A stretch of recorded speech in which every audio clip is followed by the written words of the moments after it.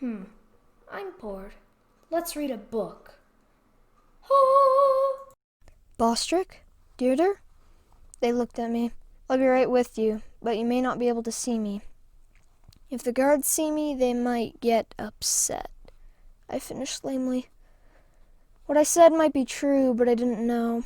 They might be more upset to see me, but with Antonin off fighting the Autarch, I wasn't sure if anyone actually traced back how the chairs had come to the sub-prefect, or if anyone really cared.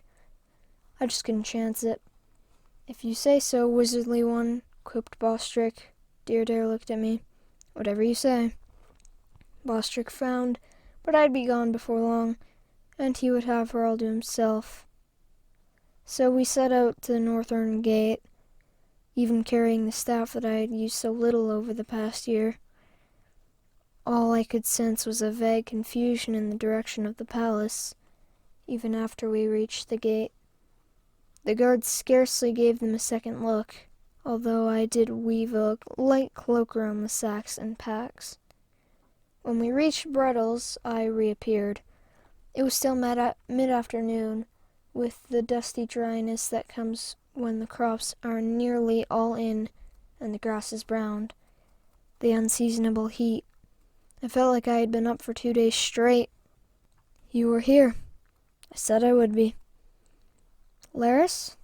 I turned to the approaching millmaster, feeling my legs tremble, and I sat down abruptly before I fell, still holding the staff.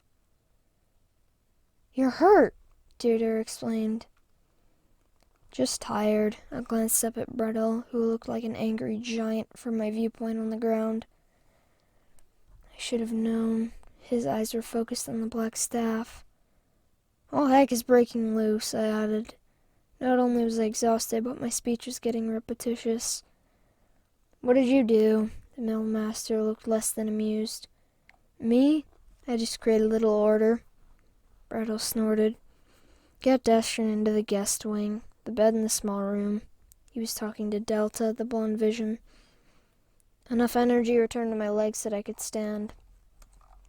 Bostrick will stay in the mill quarters with Arda, and Deirdre will sleep somewhere in the main house.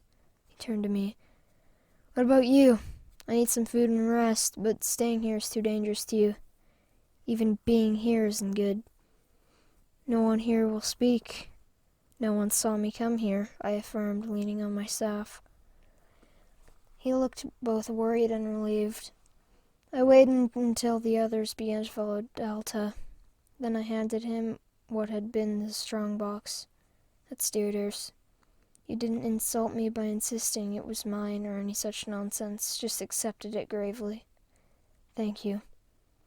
Thank you. I regret having to leave so soon, but... Now, he began. Do you really want to know? I asked. My voice was hoarse and tired. He nodded. Antonin set up a fountain of chaos in the palace. They must have bathed the soldiers in it or something. That's why... I shook my head. I couldn't explain exactly why the fountain had turned them into mindless creatures, ready to follow any order, but I knew it had. That was why the officers had stayed away. They had to think. Besides, they were already corrupted. Brettle frowned. You seem to think Antonin is evil, Laris. Was a goat stubborn? Yes. Does that make the otter good? How do you know she isn't worse?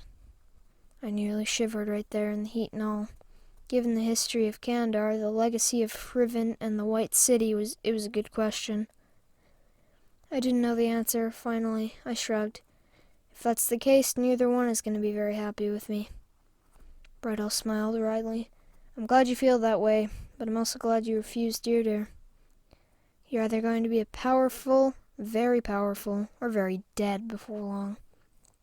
A sadness in his eyes told me which he thought it would be. I slept the rest of the afternoon, although I had never been able to sleep in the light, except when I was sick. But I'd never melded chaos and order before, either. Deirdre woke me. Supper is ready. By the time I washed, everyone was gathered around the big table. Delta, Deirdre, Bostrick, and Brettle. Destrin, they said, was still resting, but seemed fine, if pale. The stew was good, the berry biscuits better, and the conversation non-existent. It was time to go. Deirdre, Bostrick, and Delta stood on the porch, waiting, and I walked into the stable with Brettel. Inside were 2 newish saddlebags, stuffed, in addition to my own older saddlebags and a bedroll. You didn't have, Laris, his tone was firm. You didn't have to do what you did. All I ask is that you do your best to keep the innocents from getting hurt too badly. I'll do what I can. I knew exactly what he meant. Whether what he wanted was within my power was another question entirely. I saddled Gerlach, then put the staff into the holder, and I added the saddlebags. Do you know where you're going? Kypherine first, to answer your question. And then? That depends on the answer. Probably into the Westforns to find something I've avoided. Brittle pursed his lips. Good luck. He walked me part way to the road, even though she never left the porch. I could tell Deirdre was crying. My own breath was ragged. For some reason, I turned Gerloff onto the north road in the twilight and drew my reflective cloak around me. I thought of Justin, the Grey Wizard, wondering how many goodbyes he had said over the years, how many times he had returned to find only change and death waiting. Thanks for watching. If you enjoyed this, please like, comment, and subscribe, and turn on notifications so you never miss out on any of my videos. See y'all in the next one. Goodbye!